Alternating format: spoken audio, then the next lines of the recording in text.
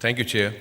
Good afternoon, ladies and gentlemen. It's indeed a great honor to be invited to speak at this prestigious dialogue. I would like to thank the Commander of the Sri Lankan Navy for giving me this opportunity and thank the organizers for the excellent work they've done. I'm sure all of us are grateful to them for the warmth of the hospitality.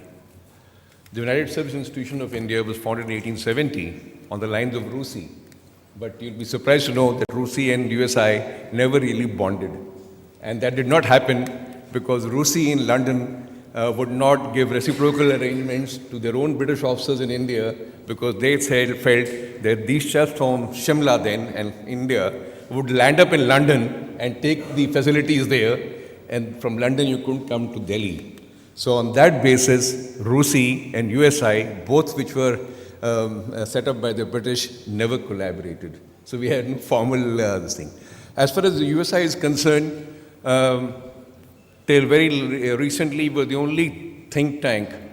It's actually more than a think tank which was formed, and anybody and everybody in my country who was a strategic thinker would have gone through or would have interacted, would have worked with the members of the USI. We have 15,000 odd members.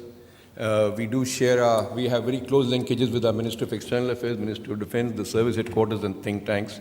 We also have global linkages. To many of you, it may come as a surprise that the first international linkage we had, formal linkage that we had was in 1992, and that was with China.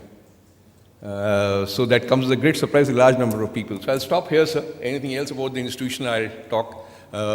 As far as the seminars are concerned, we host an annual seminar every November, since November 2009, looking at the challenges of the Indo-Pacific region. And so it's a great honor to be partnering and to be associated with the Gaul Dialogue over here. And I would be delighted if any one of you would like to come next year in November. You can get in touch with us at director@usiofindia.org. Coming back to the subject proper, I'll be speaking on fostering strategic maritime partnerships, trying to analyze. And I thought instead of picking up the whole maritime domain, I would look around at the Indian Ocean region, because that's something which needs to be looked around sitting here.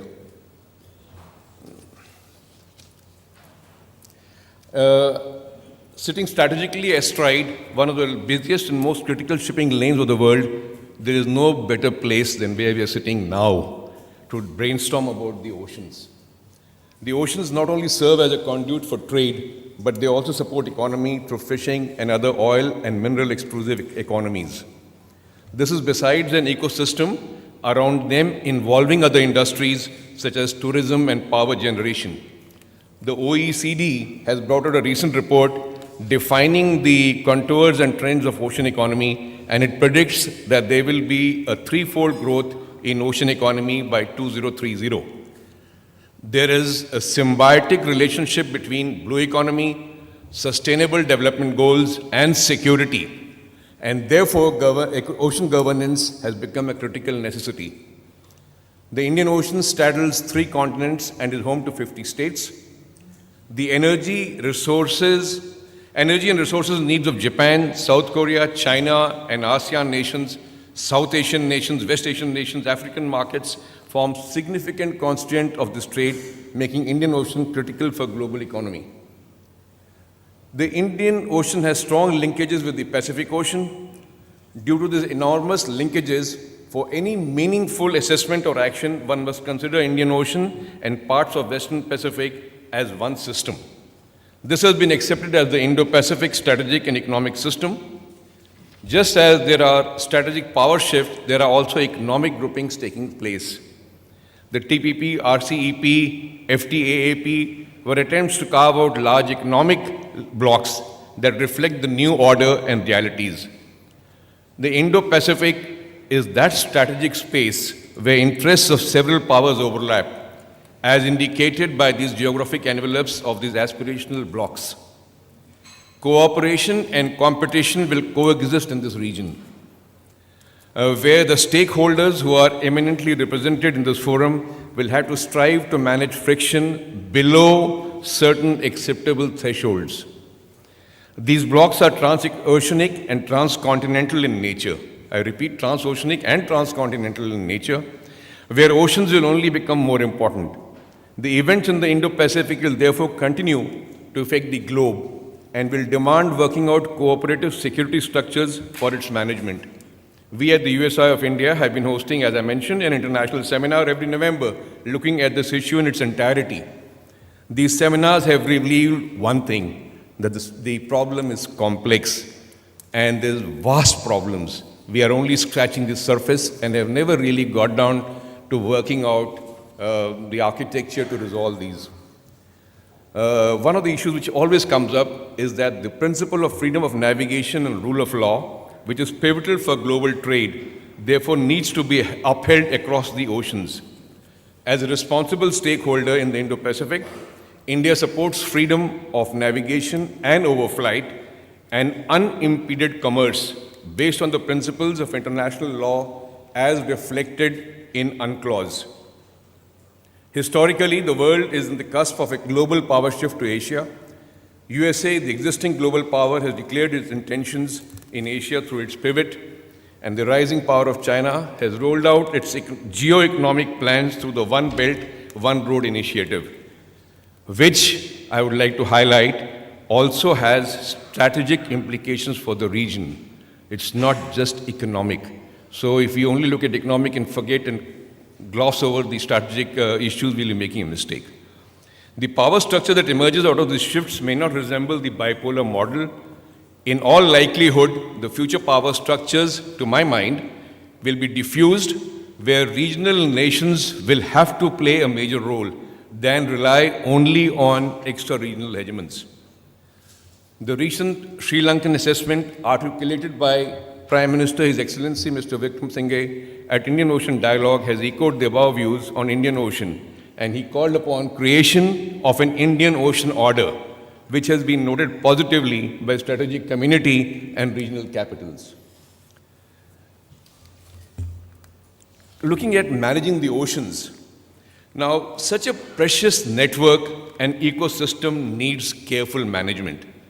The scope of that management problem was evident in many recent episodes. First was the long-drawn problem of piracy in Western Indian Ocean. Though it is not often mentioned and not often said, but what began as illegal dumping of hazardous waste and illegal fishing in Somali coast robbed traditional Somali fishermen of their livelihood. This loss of livelihood and a weak political system ashore brought the scourge of piracy alive in the oceans. So we cannot gloss over the beginning or the root cause of problems. As far as piracy is concerned, it took patrols by 30 navies with hundreds of ships, costed, I suppose, $6 billion a year, and a decade to push back the arc of the pirates. Oceans are also conduits for drug trafficking, human trafficking, and terrorism. Terror through sea attained a different level, first with attacks on Mumbai, and later it showed its petrifying possibilities when insiders almost hijacked a naval frigate of a nuclear-armed nation of South Asia. Imagine the consequences had that frigate been one with tactical nuclear weapons on it. And that's why I talk about looking at nuclear weapon safety at sea. We can talk about it later in the question answer. The problem of good order at sea not only encompasses man-made challenges, but also covers natural calamities. Prime on the mind is a tsunami that swamped this part of the globe in 2004, killing approximately 225,000 people. Indications are that climate change could accentuate the scope and frequency of other natural challenges. Rise of sea levels can alter coastal geographies, cause extreme weather phenomena such as droughts and floods, decrease arable land, and contaminate potable water. These will lead to demographic and migratory pressures. Resource conflicts may make rule-based boundary delimitations important, where incidentally South Asia, as has been mentioned earlier also in the conference, offers some positive case studies. Nations in the region cannot manage these myriad challenges alone. The size and scope of the problem of ensuring safe oceans demands a cooperative structure. This has been recognized early when the concept of the 1,000-ship Navy, TSN as it was known as, found traction. Admiral Mike Mullen, then CNO of US Navy, was the progenitor of that concept, who correctly recognized that no Navy could do it alone in the future. He called for a global maritime partnership to ensure good order at sea. Some principles of TSN continue to be relevant as far as regional maritime cooperation is concerned.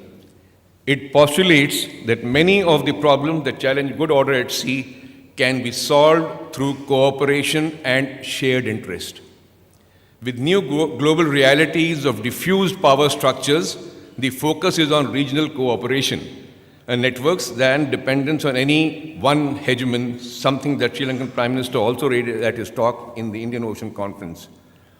The key requirement of such a regional network is strategic trust. I repeat, strategic trust, and a significant step in the direction is sharing of information. Together, we have to make oceans more transparent by sharing information on commercial vessels at sea, popularly known as white shipping data, which include data on vessels of cargo positions, etc. India has taken its initiative in this region, involving several nations toward this venture. So then what are the challenges?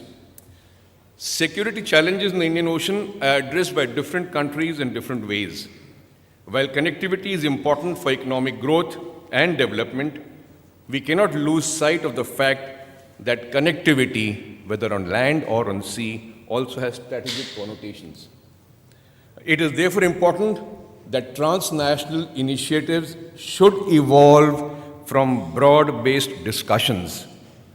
For the Indian Ocean region to grow, we need a more effective intra-regional cooperation as well as inter-regional cooperation that will contribute to the cooperative spirit of our region.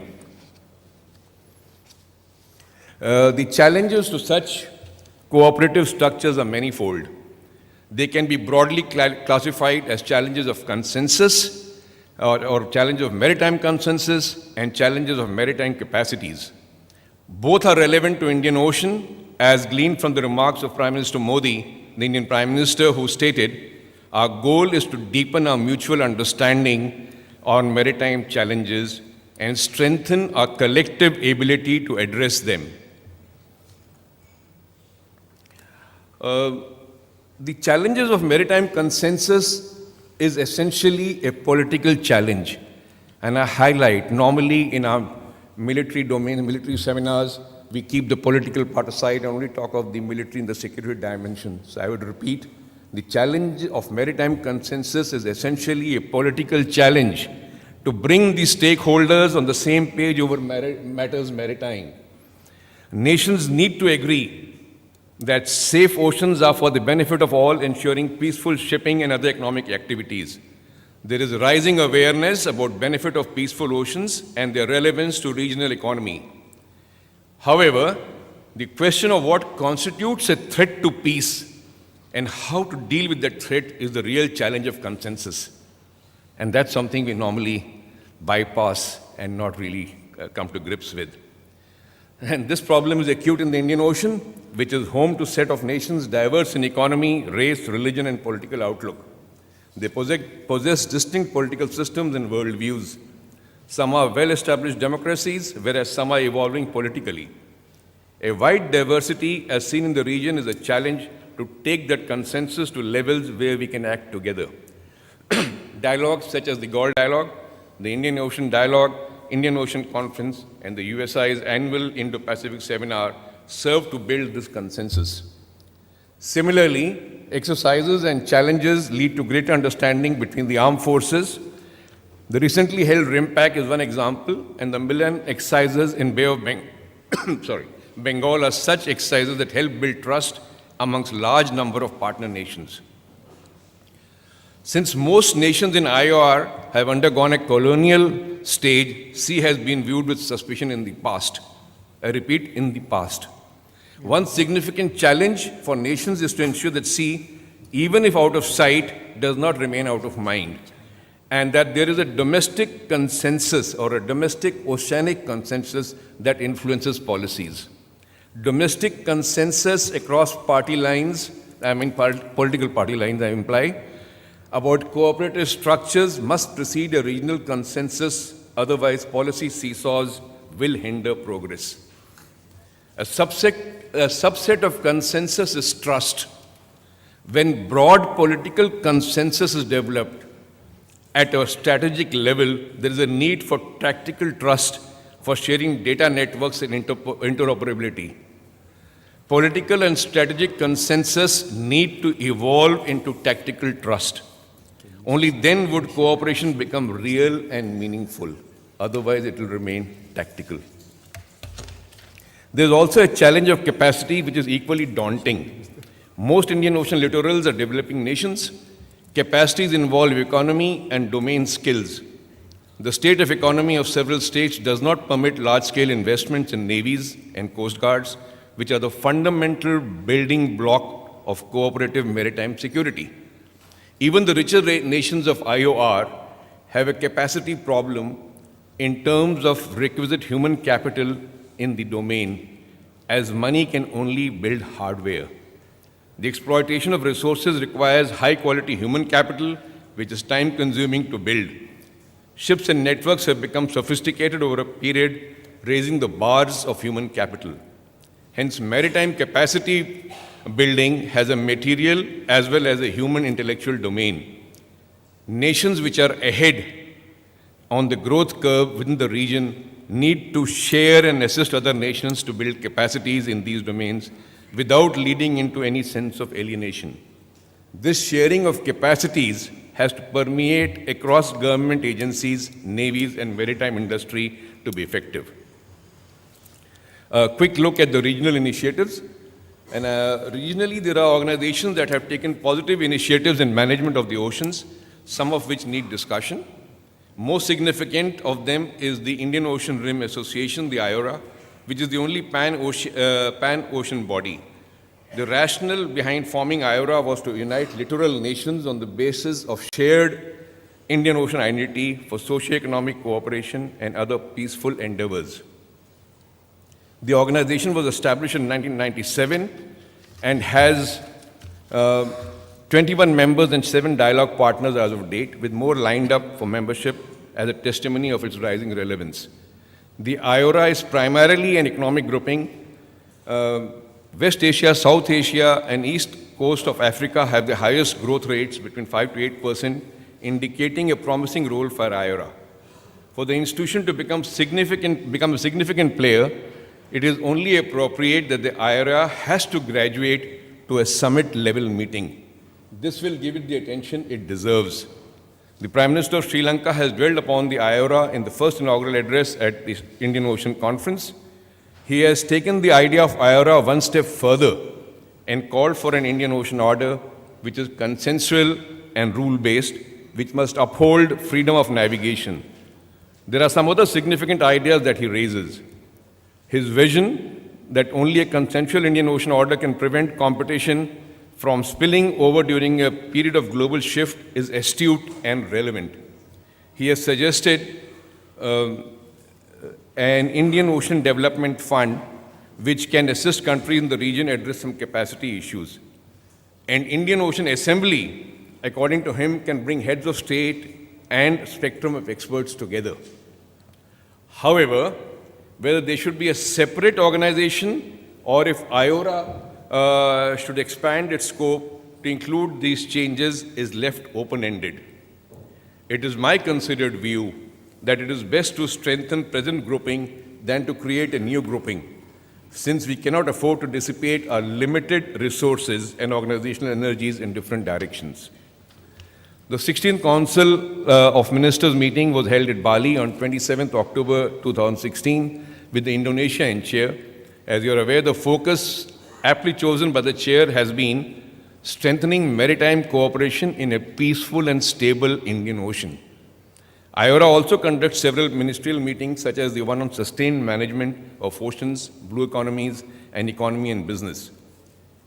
Ever since the Bengaluru meeting in 2011, IORA has dwelt on the significance of security. A study of its communiqué indicates that IORA has incrementally included security in its ambit of concerns. The Indian Ocean Dialogue, held under the aegis of IORA, has entered its 3rd edition this year. Focus areas of the dialogue will indicate that there is a need to strengthening rule-based regionalism. It also highlights cooperation against piracy, illicit trafficking, maritime terrorism, and illegal fishing. A need was felt to bring the coast guards and navies of the region together to share ideas since they are the preventers and responders to a crisis.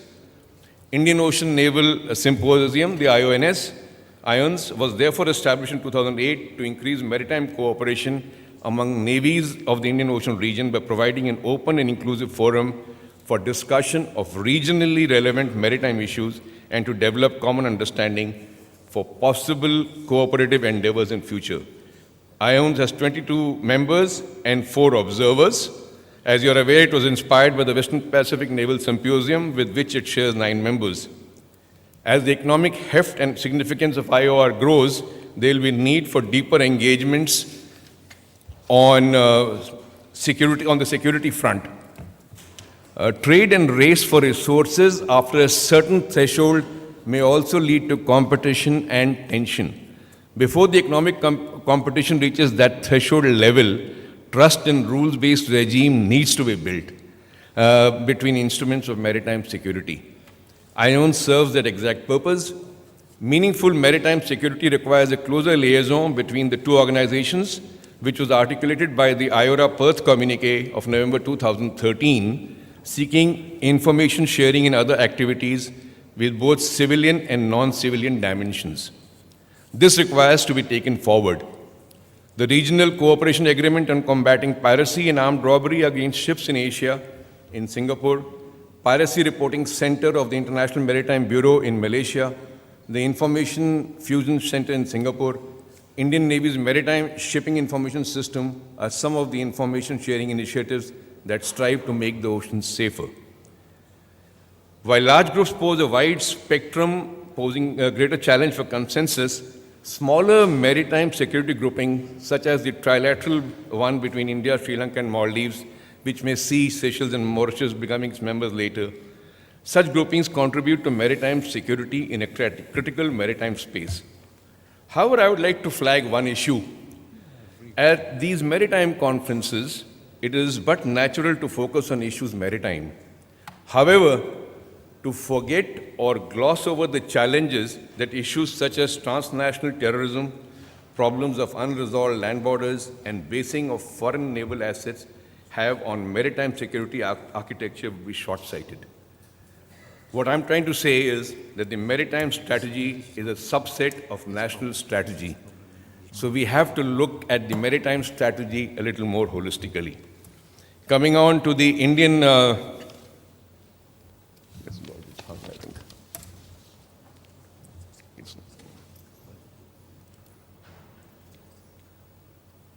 Thank you. Coming on to the Indian approaches, Prime Minister Modi clearly enunciated the Indian vision for Indian Ocean region in March 2015 while visiting Mauritius. The vision had 4 key pillars, and I will just like to read out so that actually spells out the Indian position on these issues. First and foremost, to safeguard our mainland and islands, defend our interests, ensure a safe, secure, and stable Indian Ocean, and make available our capabilities to others. Second, deepen economic and security cooperation with our maritime neighbors and strengthen their capacities. Third, envisage collective action and cooperation to advance peace and security and respond to emergencies. And lastly, seek a more integrated and cooperative future for the region that enhances sustainable development.